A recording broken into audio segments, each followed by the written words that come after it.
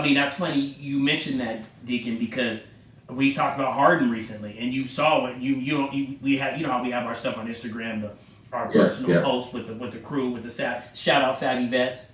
But we were talking about Harden, and we were talking about how he put a big stink about wanting to leave because of his owner's views, and I'm like, but that wasn't what it was about. Because if I got an issue with my owner's views, I'm gonna take a Harlem Globetrotter contract. You know what I'm saying? Like if that's me getting away from that situation, I'm not gonna say, oh, send me to the best team, send me to this team that's a contender. Yeah, right. If that's the reasons you want to leave, say that. If your reasons are, hey man, my owner is racist and I don't get down with racist, I'm out. And I agree with that. So you know what I mean? So anyways, kind of have to segue to something. I think we might have to turn this into two episodes, Deacon. We may have to. I mean, maybe. Well, we'll see. But I think that. You know what I do? I cut myself out of all my podcasts. To be honest, like I'm being real, I do. Like, cause I want to make sure that the people. So like contextually, I'll look at something and say like, cause I like to talk too. Mm-hmm. And I do too. But listen, I'm learning a lot from both of you, so I'm letting you guys do the talking. And I'll like go back in and I'll be like, damn, I went on for too long. And this is just, you can cut this out. Yeah. But I went on for too long right there, and that's me telling my story, which really everyone's on here to. I don't think you guys went on for too long. Again. But anyways. You can always edit it. But anyways, you can always edit it. So quickly, we'll get into the next topic. First of all, and I mean this to Wesley, to every Cleveland Brown fan out there, congratulations on finally making the playoffs. Yes. They did? I don't even know. They made the playoffs. Man, it's been a rough ride for them cats. It's been a rough patch. Good for them, man. By the way, Jerry Jones, take note. Because we need it. We need it. If I'm an NFL fan next year. Because we'll get into Worst owner in all sports. Worst owner in all sports. Hey, so period. Obviously Mason and Miles Mason Rudolph and That's an interesting one. What happened there? So they got along this time. There was no helmet. And I'm sure you who didn't follow the NFL still saw plenty on that. I'm sure that's the only NFL thing you saw all last year. Mm-hmm. Or I don't even know if you know what happened last year. But I saw last year when he took his helmet off and he swung on dude. Now, the interesting thing is this. There was rumors that Mason Rudolph said the N-word. However, a lot of people, and I won't say which type of people, but we can imagine what this is, say that, if he said that, then his black teammate wouldn't have backed him up. To a part, I disagree with that, because when you're on a team, Coach, when you're on a football team, what's the number one rule? You're a family, right? Right. So I feel like they would have backed him up because he was his teammate in the heat of the moment. But he did have one of the twins, one of the what's the name boys? Pouncey twins. They are pretty hood. You know what I'm saying? And the Pouncey twin was they was running around with what's the name with the killer from the Pats. Hernandez. Yeah. Hernandez. I mean, so you know what I'm saying? That Florida team, they had some thugs up on that joint, man. I mean, even Cam was a young thug back then. You know, that year he spent with them kids. I looked at that situation from an administrator's perspective, because I've dealt with a lot of conflict, and I've had to preside over a lot of conflict, and having to gather information and then make a decision. And I never was going to please everybody with my decision. Right. I looked at that and thought to myself, what made him do that? That's the first thing I thought. Because everyone says was it egregious? Absolutely. But I was like, man, what would make someone do something like that? Well, what's interesting about the point about that is that I think about that with everything. He's a nice. Everyone says he's a nice guy, and he's up for Walter's Payne. He's up for Walter's Payne Man of the Year. Yeah. So he didn't do that. So that tells me everything I need to know. Right. He said that because something happened. Something was said. Something happened. There's always an antecedent to whatever someone makes a decision to do something. I don't care if it's eating toast. Mm-hmm. There's something that happens prior to that that leads to that event. Yeah. And so whatever it was to make this person act in that manner. So if you see me on screen throwing my helmet at somebody, yeah, I'm a competitive dude and I get worked up, but I'm obviously not that kind of person. You better believe it's going to be something that happened that made me do that. So basically, where there's smoke, there's what? Fire. Yes, sir. Yep. So anyway. So I don't care what he said. We'll never know what he said. No, right. But what he said was bad enough for him to take his helmet off and swing on. So basically, we'll leave that at that. Mm-hmm. That was there. Cleveland will have a rematch with Pittsburgh next week for the playoffs again. Yeah. It'll be interesting. Yeah. But again, another big topic I want to get to is the LeBron and MJ topic. The topic that everybody talks about. I'm about to go start a clubhouse room on that right after we get off of here. Oh, are you? Oh, it's gonna have people popping off. Yeah. Oh, you might have to throw me up in that zone. But go ahead. The biggest criticism that Skip Bayless and them get is they always talk about it. But listen, it's apparent. But I want to throw up a stat for you that I found that actually LeBron posted on Instagram. So I'm sure. Oh, he posted it? First of all, is this? It says the king versus the dynasty. So since LeBron's been in the league, the Spurs has probably been the biggest dynasty. Wait, you said LeBron posted LeBron posted this. This quote. Yeah, my homie from the crib sent this to me just now. Okay. Man, I have no words. The Spurs are the staple and blueprint of winning in our league since even before I entered the league. Hashtag truly blessed. Hashtag the kid from Akron. Hashtag King League. This is the stat. In comparison to games, LeBron since 2003 has played 1,530 games. The Spurs have played 1,578. He has a 66% win percentage. Spurs have 74. He has 14 playoff appearances. Spurs have 16. He has 4 championships to the Spurs 3. Quickly. And I'm going to play devil's advocate, and I'm going to be the bad guy. Since he was in the league. Since he was in the league. Okay. And I'm going to play devil's advocate. I'm going to be the bad guy, and I don't agree with this. Mm-hmm.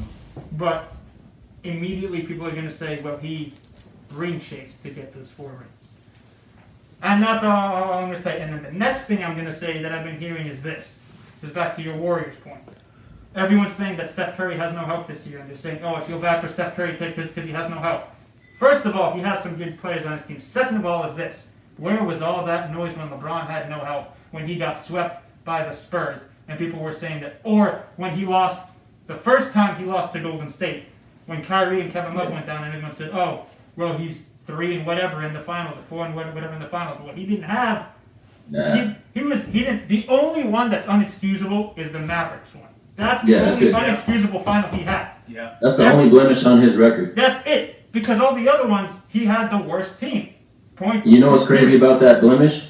What? His 2 blemishes that people point to are the decision, which changed and influenced sports forever, and the 2011 Mavericks breakdown, which is okay. Like, but the thing is you can't blame that solely on him.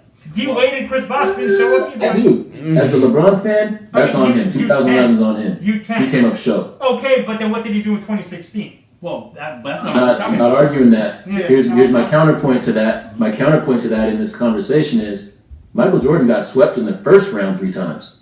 No, we're talking about that. But they always want to say it was about championships. I'm like, that was on the way to a championship, right? First round sweep. Yeah. Sweep.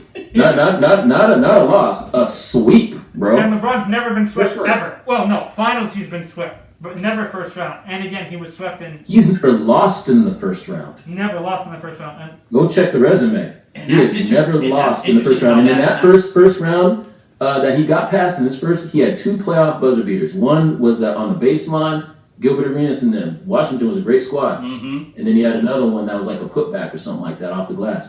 Like, he had 2 buzzer beaters in that first round of his first playoff career ever. Can we talk about the decision, since you brought that up? Yeah, let's talk about that for a I've had numerous conversations with LeBron haters. Well, one of my favorite things to do with the LeBron haters, and you know, we're going to be labeled Bronsexuals. That one cracks me up, but... We're gonna be like, we're gonna get that label. I'm sure they call you that all the time. They call me, I do all the time. Whatever, call it what you want to call it. But my whole deal is this, like, and I've said this to numerous people, and a lot of times their response is interesting. My deal is just say you hate him because you don't like him. That's fine. Yeah. But don't be making up stuff, because a lot of people are like, oh, the decision. I'm like, all right. Okay. I wish some of the mistakes that he made. I wish some of the mistakes that I made at that age, when he did the decision, I wish that was my mistake. I mean, some of the stupid stuff that I did at that age. Mm-hmm. And so the way I look at that decision, and I always explain this to a lot of people, and some people understand it, and some don't. They don't want to. But what was he, 23, 22, 23 when they made that? 24, something like that. Okay, so let's say... he's still young. So let's say I grew up with Fresh West, my producer, shout out Fresh West, Funky Cole Medina, and you, Deacon. Let's say we all grew up. We went to a school together. I was kind of the dude on the court. You guys were dudes on the court, but I was that dude on the court. But you guys we formed a bond. And we decided, you know what, man, we're all going to do this together. So I get a certain age and I make it, And next thing I know, I'm hiring all of you guys. All you guys, you're working you're coming up with Clutch Sports. You're coming up with making sure I have a platform. We're doing all kinds of stuff, right? People are already bad-mouthing me because I got rid of my agent and I brought Deacon in to be my agent. So they're hating on that. They'll never ever make money, blah, blah, blah, blah, blah. So all of a sudden now we're making money. So they're hating on that too, right? So yep, absolutely. So what ends up happening is we're all homies, right?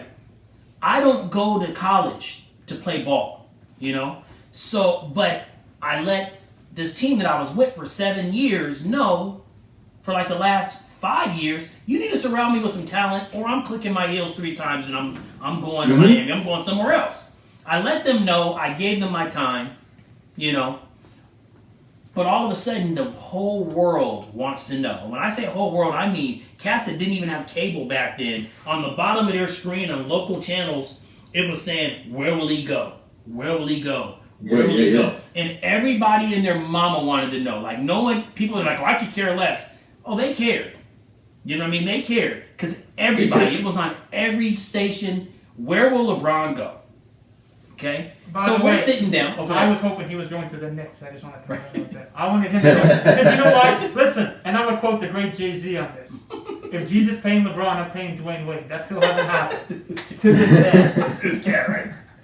This guy right here. So, all right. So we're sitting down. I want to say something that's really profound about us talking about the decision. The decision happened when? In 2000 and what is that? 2010? 2008? 2009? It was a while. 2010. Yeah. So 2010, when you Google the decision, just the decision, it pops up. That pops up in the right-hand side. So that's how big that moment was. Yes. And again, white supremacy plays a role in that. Why? And everything comes back to that. So that's where I'm at. I don't even be talking about sports really. I talk about the system. You're right.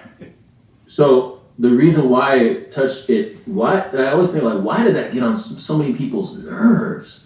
Because it was a black player who stepped out of his lane to make a decision for himself and his family that didn't align with what their idea of what athletes should do. And you know who we need to also give flowers to is Oscar Robertson. We don't know that he was fighting Supreme Court. This man was in the Supreme Court fighting for free agency. Big O. Yes, he was. Big O. We need to put him in the top 5 ever because he changed sports forever, all sports. But he doesn't get that recognition because he's a black man. Yeah, he needs his flowers for sure. Mm-hmm.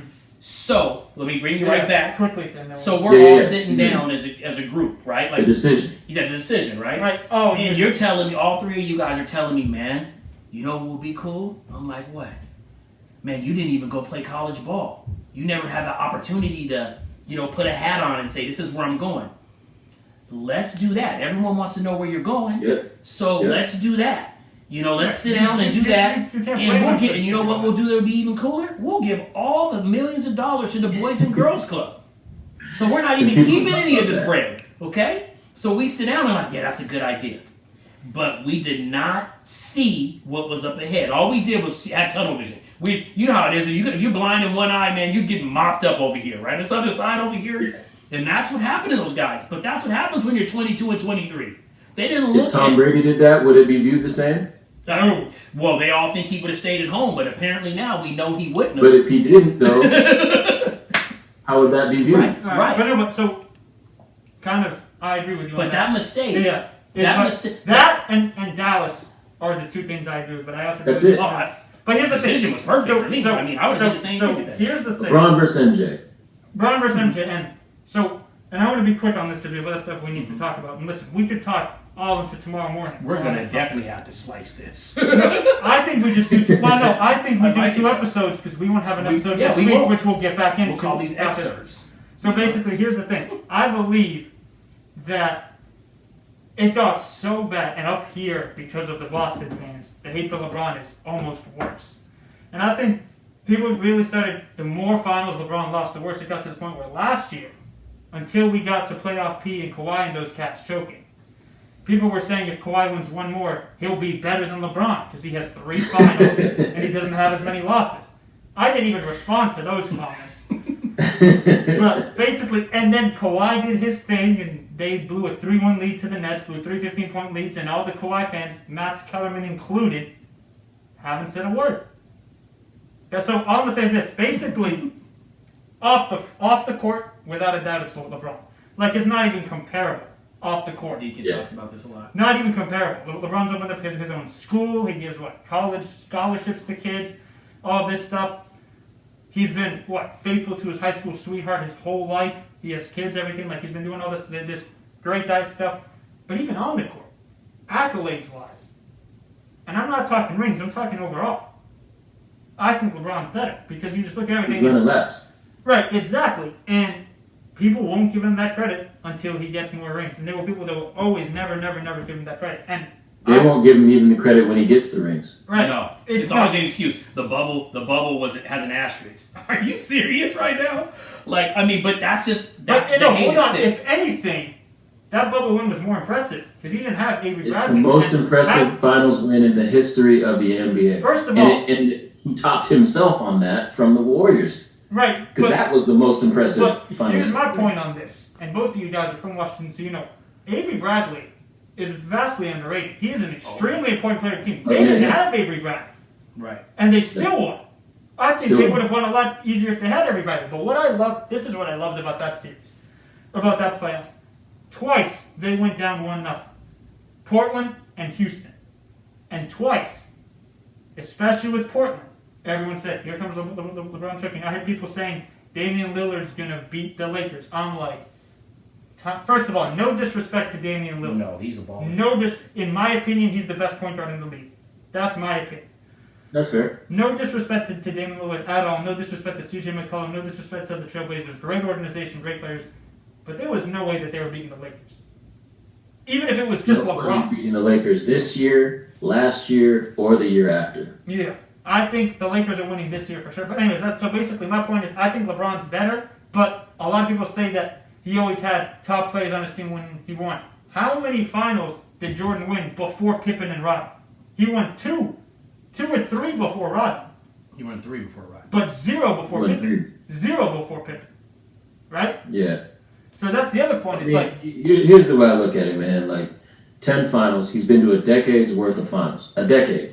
Yeah. A decade. There's players that go through and don't even get there one time. He's been there 10 of the last 11 years. LeBron's been in the finals. And might I add that the one year he didn't go to the finals, he didn't even make the playoffs. Let's throw that out there.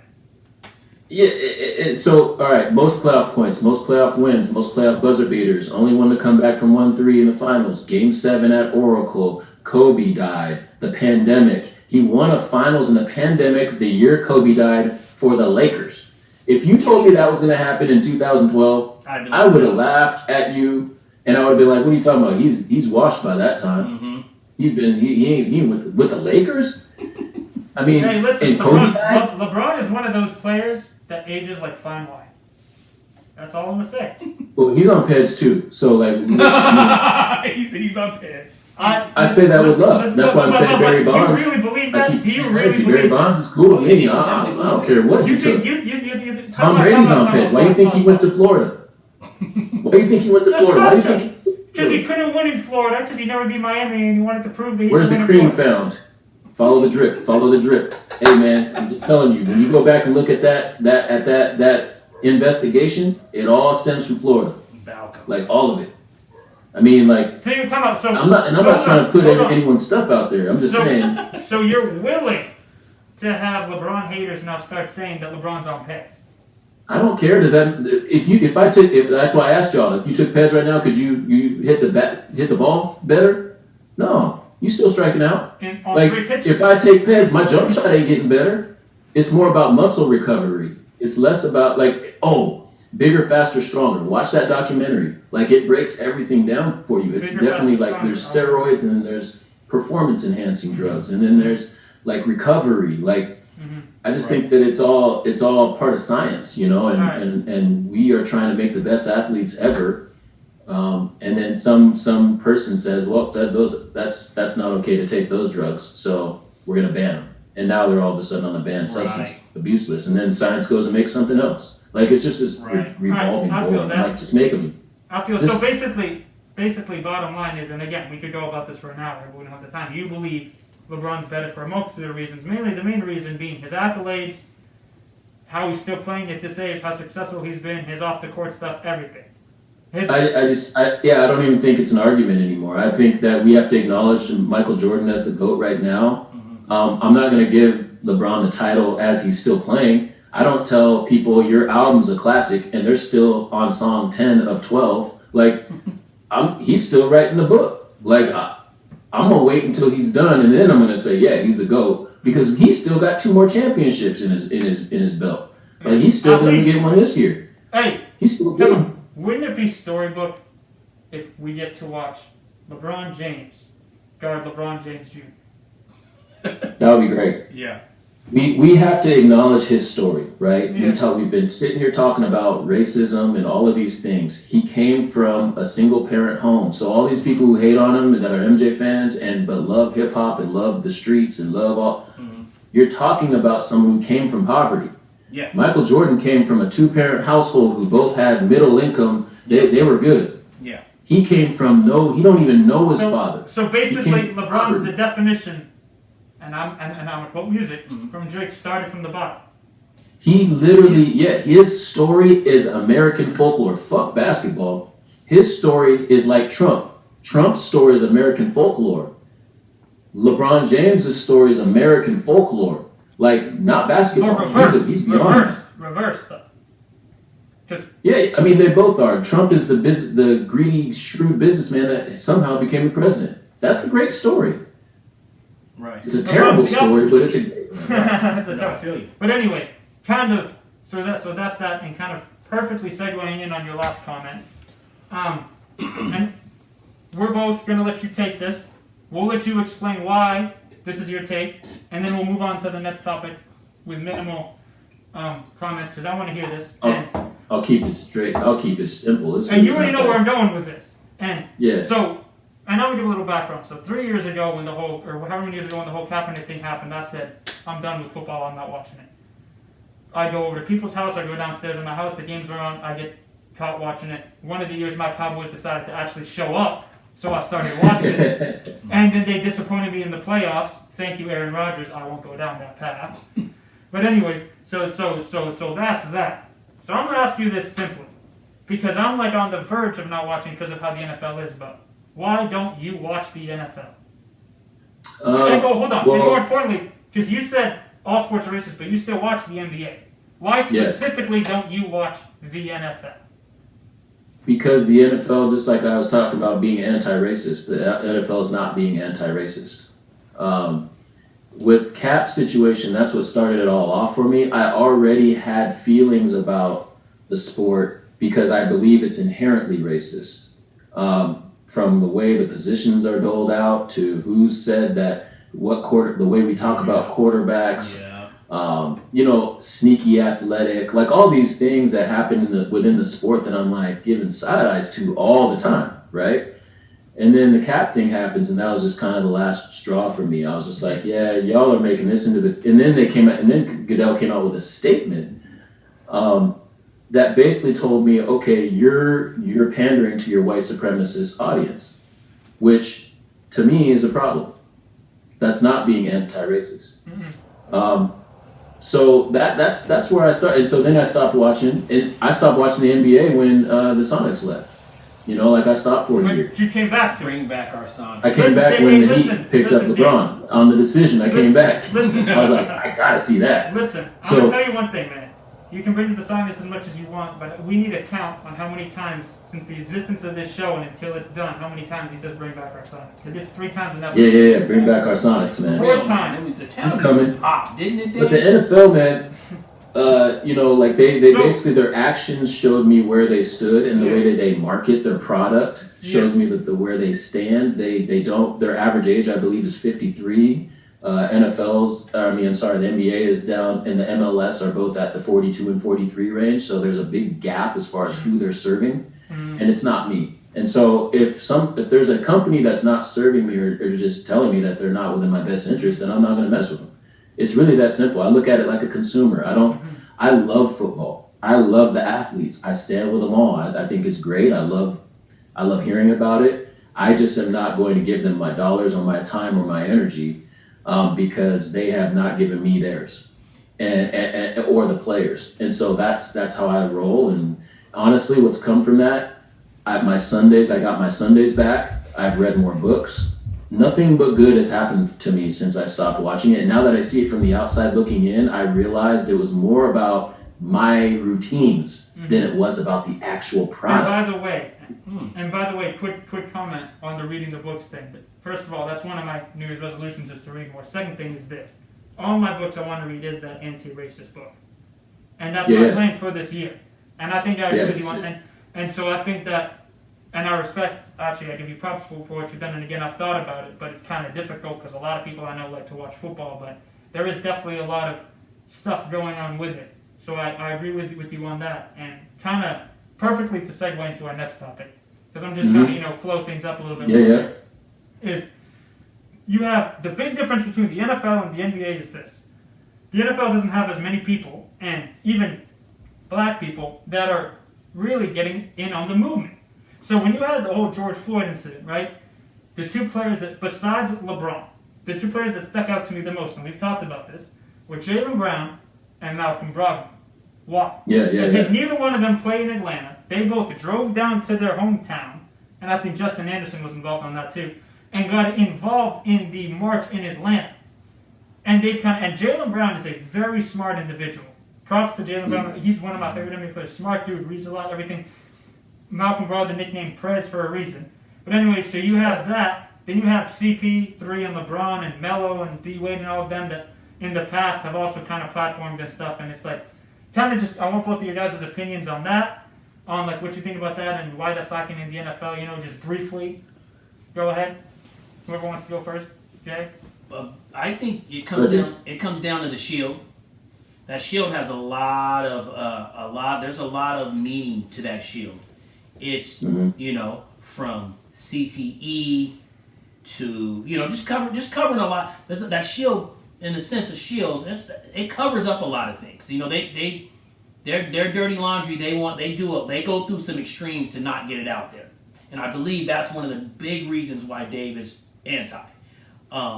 NBA, and none of these organizations are perfect. None of these, but they also have helmets on, and they also do different rules where you can't take your helmet off at certain moments and certain times. It's like they don't want you to be seen. And I get the whole, it's a team deal and all that. I get that to a certain extent, but my helmet's on, 99% of the time that I'm on the field. Mm-hmm. So when I get the opportunity to take it off, why can't I? So just small stuff like that, I think they're hustling backwards by doing that. Everything that they've done is backwards. Yeah, so even as an organization and how I would run my organization and how I would market my organization is they've done it backwards. So like I mentioned earlier about them pulling their content, and they control all the content. So they're not, your outlets can't control it. That's why you don't see memes. You don't see J.R. Smith after he makes a mistake run into the Henny store after he did that in 2000. You don't see that with NFL football because they control all the content. And I'm like, why would you do that? You have social media and people are going to promote your product for you. Yeah. But instead, you said, nope, I'm going to take it all over here and only I have control over it. Mm-hmm. I think that's wrong, and it's proven to be correct. I also don't feel like the sport is set up to take advantage of players. So like in basketball, I can say, Steph and Dame are going at it tonight. They're actually going to see each other on the court offensively and defensively. Right. It's going to be hard to pump up a DB taking on a wide receiver or a DB taking on a quarterback or you can't say Russ versus Tom Brady because they're not even on the field at the same time. So it doesn't with the internet. They need to see y'all going head up. I agree. They need you cross that dude up. They need to see who's getting embarrassed. I agree. And who's balling out against that person. And football's just not set up that way with their big names. And so they need to change how they do that. Last question on the top. And this is a burning question that I'm sorry, I went down the wrong time. You were talking about the movement. No. You're good. I appreciate that. So last question on the topic, and then we'll move on. But this is kind of my burning question that just came to me. When will we see a commissioner of color or diversity in the major sports leagues, and what league will have it first? I'm going to say NBA. It's a good question. I'm gonna say I'd go an NBA on that. And do you think 5 to 10 years or longer than that? Well, much longer. I think Silver's going to be there for a while. But Well, Mark Tatum, who's the assistant, I believe he's some sort of diversity. Yeah, I'm just curious. I would go ahead, Dave. I'm sorry. Silver's on the way. I mean, Silver's gay, right? I mean, yeah. I think that they made a big play on Adam Silver becoming the commissioner of the NBA. I think that he doesn't fit all the boxes in the traditional mold that we've seen from commissioners in other sports. So it's a start.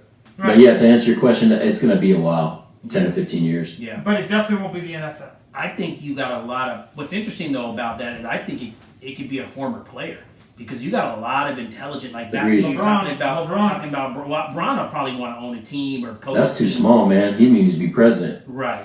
I think I'm joking too. Rajon Rondo, no. Rajon Rondo. So you know who else said that? I was watching on All the Smoke podcast, and DeMarcus Cousins was saying exactly what you just said. Right, that Bron needs to be president. Yeah, I'm not even joking. That he messed around. I say that with a straight face. Like, I mean, if Trump can, Trump. Yeah. Here we go. What happened with that is it opened up all like the rules have changed. Here we go. And so I like agree when with people you. say, "Oh, you're rocking a beard," or that's well, y'all just put someone in the highest power of our country, who is an egregious person, a vile person, a terrible person, and we've looked past all that. So I'm saying I'm afforded that leash too now.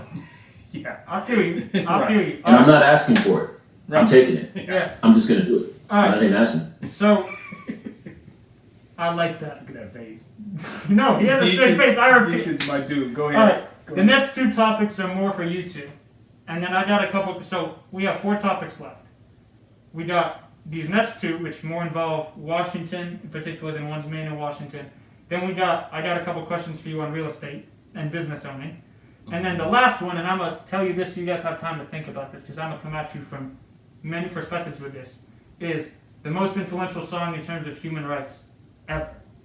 Damn, that's a good question.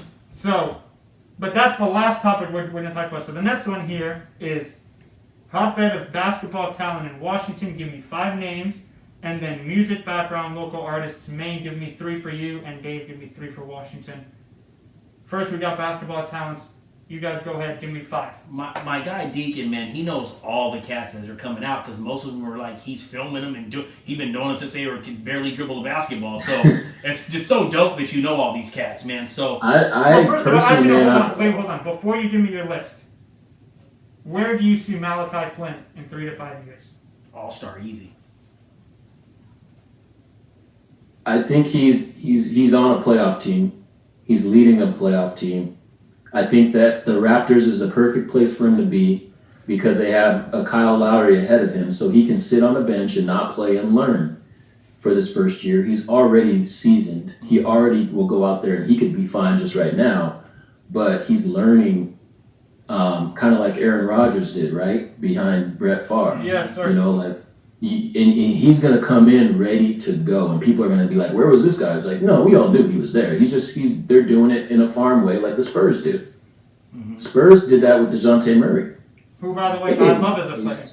I love DeJounte. Who now is a triple-double machine, right? I mean, so, you know, that takes time. So he's going to need 3 years to get to that place because they're going to do it right. They're not going to throw him right in the fire because they don't have to. And talk about a great organization in the NBA.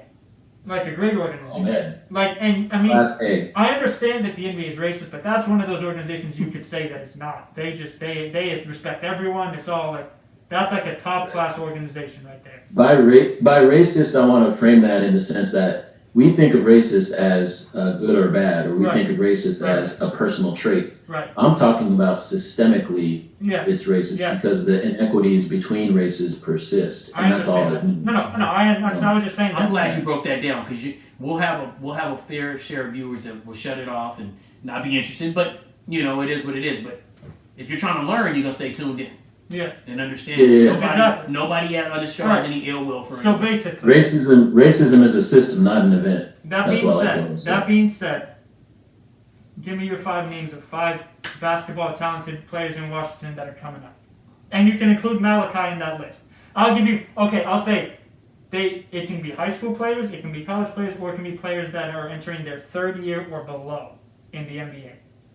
Emmett Matthews in West Virginia is someone who's a pro. Where's he from, Dave? Wilson High School out of Tacoma. Yeah, make sure you state all that. Yeah, state all that for us so we know. Educate us. Yeah. Emmett Matthews, West Virginia. He'll be on the lefty. Man, there's so many. Cade is another kid he's a sophomore, junior at Wilson right now. Just he's going to be a really good player. I watched him when he was coming in. Malachi, obviously, Flynn is going to be out there. There's so many, man. Like, we have so many, and we have people like Ja'Cory McLaughlin is another one who's going to be I think he'll be a good pro, whether in the league or overseas. He's from around here. Man, who else was there? There was someone else that's pretty big, but that off the top of my head, I'm not all the way clued into the guys coming up as I see them at their senior year, and so junior year now, I'm not in the gyms as much. You can throw DeJounte on that list because he's still on the come up. Oh yeah, DeJounte's. We're talking about around here. DeJounte's already kind of like, he's like. If I said that, people from here would be like, oh well. No. Does he go back home a lot? Does he go back to Washington a lot? All your Washington. Oh yeah, all these cats do. Yeah, all these cats are always home. Tell them, man, it's nothing to see them at just a normal gym or playing pickleball. And that's what I try to tell my sons and tell people around here is he's that he's a player that I really like. I love DeJounte Murray a lot. Like, he's one of those players that I kind of like idolize. Low key that not a lot of people know of. I'm a big DeJounte guy. He's gonna be playing forever. He's a better version of Jamal Crawford. He's gonna be playing for a long time. I don't know why he cut his hair though. I kind of done his hair. I'll tell you that. Yeah, right. Hey, the person who did finally cut his hair was Lonnie Walker. That was another Spurs guy that cut his hair that needed to. But anyway, I'm a big DeJounte fan, and again, I appreciate giving that list. So kind of now onto the music background. So you guys want to talk about Washington and Maine people music? Coach, you want to go give me a couple Maine people? Yeah, man. There's a bunch here in the state of. There's a handful that are my guys. Give me like 3 or 4 then. Yeah. Well, man. Who's on the come up exactly. though? Who's the people that are like of the new generation? See, that's tough for me, Dave. Like, I haven't really heard it. You know me. Well, Spose is his guy. We'll say. Well, no, Smith. Spose is established, but man, when I first came in, there was a bunch of cats. Now it's. Dave, you know how it goes. Yeah. And I got my guys, and man, every time they drop, I'm on it. Like, Shane Rise, shout out Shane Rise. He is special, and when I say special, I mean goes hard in the paint. He's like we got a project that we're going to be putting together. We're kind of not taking our time on it, but he's taking a small little break right now because. He was going so hard in the paint that it was just like, wow. Didn't mean the product was any worse. It's just, so I've, purchased a couple beats. He's going to purchase a couple beats. A couple beats from cats back home. Just a Motto from the Physics. He sent us a slew of beats. Shout out to Physics, Just a Motto. We need some new material. Dave would agree with me on that. We need you guys. The game needs you. But I got a couple beats from him. A couple beats I bought from Oz Rock, the Prince of Funk, Rockfella, Rockefeller. From Future Funk Entertainment. We got a couple beats from him, but we're sitting on them right now. But Shane Rise he's special. And Spose, of course, does what he does. That's one of the hardest working dudes I've ever seen. And he's a professional rapper. You got one more on that list or no? I'm gonna go with Dre Senior, who's like a vet. Lady Essence, like I got your brother turned on to her. He's feeling her like you would love. You've probably heard some of her stuff. She's nice. Yeah, I've heard her stuff. Yeah, she's dope. There's a bunch of them, man. But my crews, my guys. Yeah. Group called Aku Stowe, the guy that actually made our intro beat on here. Mighty Mike B, from Aku Stowe. Him and Jake Heron. They're just. Which I need them to release their material. They're sitting on a bunch of heat. But yeah, those are kind of my locals right now. Yeah. What about you, Dave? You got a few, 3, 4 names? I do. I got a lot of names. Dave B to me is one of my favorites from here. Travis Thompson is gonna blow crazily. I have my other issues with the system of hip hop here. As far as Black Lives Matter and all that kind of stuff, and hip hop being a black art and being co-opted and not providing I don't know. It's just a lot of funny stuff going on, right? So I say that to say Dave B, Travis Thompson. Now, all of these people may not be my cup of tea. Like, I don't listen to their music. I listen to certain people, but I acknowledge, like, Travis is nice. You know what I mean? Great kid, dope music. Has the machine behind him. He's in place to like make some big things happen. Lil Mosey's already there. That dude's already like. Lil Mosey, but the funny thing about Lil Mosey is, to me, I don't see him. People, he's the internet. You know what I mean? Like, it's just different now. Cats blow up on the internet, but they're not in the scene. You know what I mean? They're not like kind of in the group of people. Lil Mosey sounds familiar. What song did he have? Who, Lil Mosey? Yeah. Blueberry Faygo. That's what I thought. That's a gin. That's what I thought. Okay, perfect. That's a gin. Yeah, no, that was a gin. That was one of the songs of not the summer, but it was. That's one of the dopest joints of the year to me. Yeah. Louis actually was going to go on tour with Lil Mosey. Louis went to Lincoln High School. I coached against him, and he now just put out a track this last week with Callboy. And that's a big record. Callboy has like 1 million followers, and he's on RCA. Louis just did a collab with him. So Louis is on his way. Louis was on his way prior to COVID, and then COVID hit, and that tour got shut down, but he would have been on tour with Lil Mosey. So like Louis from Tacoma is getting ready to really pop, and he released a project. So Louis, Black Soul is an R&B singer, one of the dopest R&B albums out this year on Mellow Music Group. Yeah. And he's actually on the boards. He actually does mixing and mastering. He's doing a new Lil Uzi song. He was on Anderson .Paak's album. He's on Carolina Panthers just used his song, Get It and Go. I've been sleeping with my rib touch. Like whatever that was, like that's Black Soul on that hook. So he's dope. I'll Fight You Too is probably one of they have a cult following. That's an album that has no skips. We waited 7 years for their second album, I'll Fight You. Mm-hmm. Shout out to Glenn, Ugly Frank, and Chris P. Chris P is one of the dopest beat makers out here. Yeah. Kids on the Hill, another collective R&B group from the Hilltop. So we got a lot of talent coming out of Tacoma, man. I ain't even named half of them. Eric G was one of my favorite producers. Bruce Leroy's one of mine, just because I'm Bruce Leroy, John Crown. I mean, this next part, I kind of have a couple personal questions for Dave involving real estate and business. Yes. Then we got that last question about most influential song in terms of human rights. So I'll give you time to think. But Dave, so I'm going to give a little background. So actually, and I don't know if you know this. So I'm a senior in college. I'm in the tourism and hospitality field, but I'm getting ready to back. So my dad's side of the family is Portugal. We're from they're from the islands in the middle of the Atlantic called the Azores. And I'm looking at opening my own bed and breakfast joint over there. Nice. Which is a business kind of in that thing. So like obviously you've been a part of making your own business and all that, like, and I'm gonna take notes if you don't mind on what you say. You as a businessman, what's kind of the biggest thing that you've learned from that, especially being in the real estate and everything, like biggest thing that you've probably learned? Man, the biggest thing I've learned is kind of weird and it's hella meta, but just being a lifelong learner. Like, you can learn anything you want as long as you're willing to make sacrifices and train your brain to do whatever it is you want to do, whatever that thing is. But I will say that in order to do that, you have to make some sacrifices. So that might mean Sundays you don't spend 6 hours in front of the screen watching football. Right, you know what I mean? Like, I really had to take some big steps outside of my own comfort zone and like change the way I was living. Like, and so now literally I wake up and I read every single day. If it's 1 minute, 3 minutes, 5 minutes, I open a book. Started my day. And some days you can tell by the way I tweet because I read something about racism. Mm-hmm. And I eat racism for breakfast a lot. But it's good because when I have these conversations, I can draw on history. And because history wasn't taught to me that way. It wasn't taught from a different perspective. It was taught from a, you know, like, so I'm learning a lot. Like, I didn't know in 1958 they ran in North Carolina, Durham, North Carolina. It was one of the black business centers.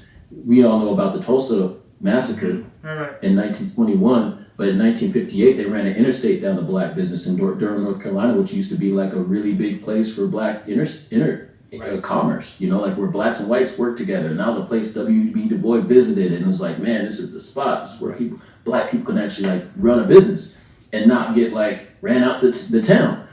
So it was this really collective place, and then Yeah. interstate ran right down the middle of it, broke it all up. You know, and that's happened in every metro area here in Tacoma Dome. That used to be a black business district. Yeah. Like, so that's happened in every single metro when you look at the country. So when I talk, if you think how I'm talking is bad, go do some reading on the evil that has taken place. Just my words, if that's offensive, like wait till you go read. So as far as the business part though, back to your like, so I say all that because the context matters of whatever industry that you're getting into, and learn as much about it as possible. And if you can hire out certain things, do that. Like as far as like accounting, HR, stuff like that, hire out what you don't know very well. Ask for help to do that. Fiverr is a great place. If you're not big on websites, go to Fiverr. If you want someone to edit some footage, go to Fiverr. You want to start a podcast or need logo art for it, go to Fiverr. Like there's resources out there you can find stuff like that to where freelancers are willing to do work. Yeah, I mean, and just learning every day. You got to show up every single day. That's all. Like that's literally. I'm about to release this podcast with Fantasy, and we just released a year in review video. I don't know if we released it, but Ann just texted me that I think she did, but I don't know. It's probably going crazy right now on the internet, and I don't even know. But like, pour yourself into it and learn.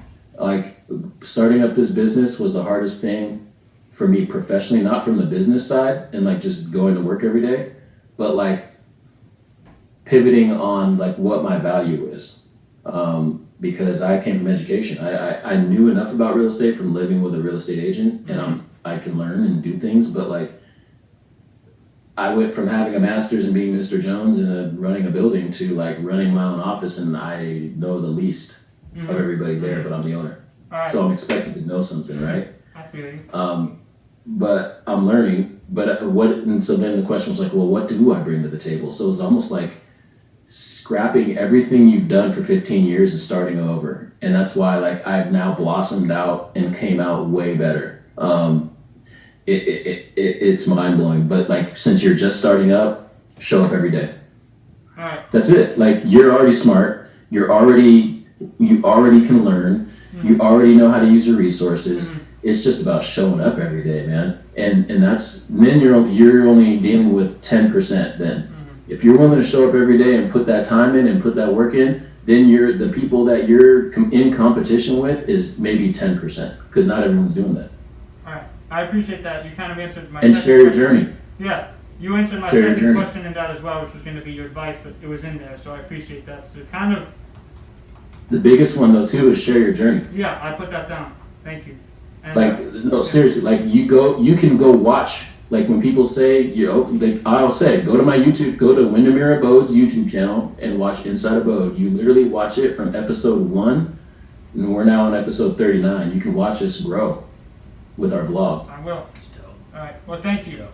So last question now is this. Most influential song in terms of human rights ever. And I'll start off. I have 3. Yeah, please do. I have 3. You know what I'm thinking of? I'm thinking of Help the Children. Do you remember Help the Children? MC Hammer. Didn't he make that? He made a remake of Help the Children or something like that. Yes, so I got 3. Well, there's a lot. But I think my 3 big ones, one, if you're looking from the rap game, is Changes from Tupac. That one has to be up there. I think, some of the stuff he talks about, like one of his lines is like, we ain't ready yet to see a black president. Back then, he was already talking about that. He was talking about like, even though it seems heaven sent, we're not ready to have a black president. Exactly. Right. I think that's one. 2, and these are more older songs, so I'm gonna show my old head self. Is Sam Cooke's "A Change Gonna Come." I think that one's there. And 3, this one's by The Impressions, but it's sung by the great Curtis Mayfield. It's called "People Get Ready." Yep. That one I think is up there too. I think to me those are my 3 big ones. I'm gonna keep it simple, Dave. I know you're thinking right now. Your brain, I know you got a plethora of like catalog. I'm going in my catalog. I'm gonna keep it simple and go with James Brown. I'm Black and I'm Proud. Okay, you know what's funny? Time out. So actually, before you go, it's interesting you say that, because the other day I made a playlist on my phone and I titled it, if I can open my phone, I titled it Human Rights Like Playlist. Mm-hmm. I have A Change Is Gonna Come, Say It Loud, I'm Black and I'm Proud. I have Exodus by Bob Marley, Where's the Love by the Black Eyed Peas, Changes. I got Living for the City by Stevie Wonder, Inner City Blues, Marvin Gaye, Give the People What They Want, the OJs, People Get Ready, the Impressions, and last one, from a great movie, I got Glory by Common and John Legend. And I'm going to add more to it, but that's what I like so far. Deacon likes that. I already can see it. Deacon, you pull out one, man. I stuck with Black and I'm Proud just because, man, it was needed during the time. It's needed now. But it's just it was one of those joints, man, where you're like, man, how can you not get behind that, man? Especially going through what people of color have gone through. So I was like, oh, that one's a joint. So that was me. But anyways, go ahead, because I have my phone ready to add it to this playlist. So I'm ready to add it. Oh man, I got, and I'm just gonna come from my perspective and not think in terms of like broad. So like, because you named a lot of the ones that I would think are on the big scale as far as, but like for me, I like All Right by Kendrick. Okay, that was also there. I was thinking about that one, man. Just when I think of context and timing. That preceded. I mean, this whole album, this whole damn album could be on there too. Yeah, but that song specifically came before, and the visuals of it came before this year. Which, if you listen to it now, it's so impactful. So you had that. That's one of them. Let's see, what else would I put on here? Fight the Power for me. As far as human rights, when we talk about human rights. But there's got to be some kind of Bob Marley anything in there, because reggae, when you read Dan Charnas, it's not Dan Charnas, Can't Stop, Won't Stop. That's a great book, talks about the history of hip hop, but reggae was actually the first form of music that should have taken off in America, but they wouldn't let it because it was about fighting oppression. And they really people weren't ready for all of that. And hip hop was the fun-loving hip hop, the skip it a boop boop. And then they were like, yep, that one. But reggae was talking some talk. And they're like, nah, Bob Marley's a little too out there. If you read up on that history, it's crazy. It's interesting. Man, that's why I'm telling you, everything comes back to white supremacy, man, and what controlling what that narrative is, man, and just trying to like curb like. Oh wait, time out. Anyway, the other song that I forgot that I would put up there, "I'm Not Racist" by Joyner Lucas. That's a good one. That's a good one. I just thought of that now. I just thought of it. I like. Hey, J. Jack, James Brown. I played a lot of James Brown in my house this year. We got to give him his flowers, man. Yeah, man. Do you know that? I know he was a different dude, but that dude. Man, he's one of the best music producers of all time. My favorite Christmas album. I was wondering. I was like, man, why didn't I know about James Brown's funky Christmas album? Like, because I love James Brown's sound. Yeah. You know how much James Brown I listened to this year? A lot. Yeah, he's the most sampled cat, man. But yeah. That man was talking. Yeah. Anyways. And crying. Yeah. He knew he was doing wrong. He knew he was. You could hear what he was doing. Oh man. One of my joints that I really love, the Payback album. Like if you go back to the Payback album, he got a song that's number 2 on there. Man, let me look at what's it called, because you got it. Doing the Best I Can. Okay. If you listen to Doing the Best I Can and you're in a relationship and you can't feel where that man was coming from, I think you don't have a soul. Like he broke it. Okay. Wow. There's a song called Please. Yeah. He was crying. He was on his knees. Man, that's where Keith Sweat got it. They don't do it like that no more. No. Well, anyways, kind of to wrap things up, because we've been on this for a while. Thank you very much for coming on. Oh, before you do. Oh yes, one more thing. Sorry, my fault. One more thing. So just a little. This is the keeping you up on game. Take this in this particular situation. Be careful. First of all, Deacon doesn't know about my words. So I don't know if you know this, but Jay Jess calls rebounds Rodmans and assists Stockton's. And last week, I went on some blasphemous stuff, according to him. Turnovers for me is called Westbrook's. Why is he bagging on Russ? Why is he bagging on Russ like that, man? Turnovers is Westbrook's. I want to throw that out there. That's comedy. He's a fool. Hey, so on average, 12 newborns are given to the wrong parents each day. What?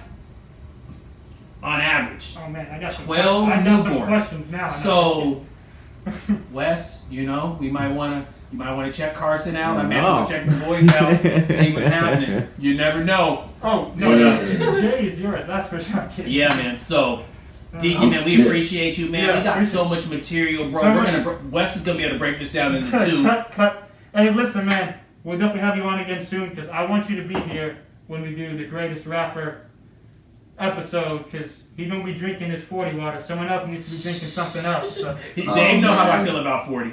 But I'll never forget appreciate Dave. y'all having me on, yeah, man. Of course, bro. Listen, man, and hey, listen, there'll be a next time, and hopefully, you know, we can have you on again if you want. But appreciate you, and yeah, man. Hey, like I said, man, you're one of the biggest inspirations to me, man. I love you. Don't hold your tongue for nobody.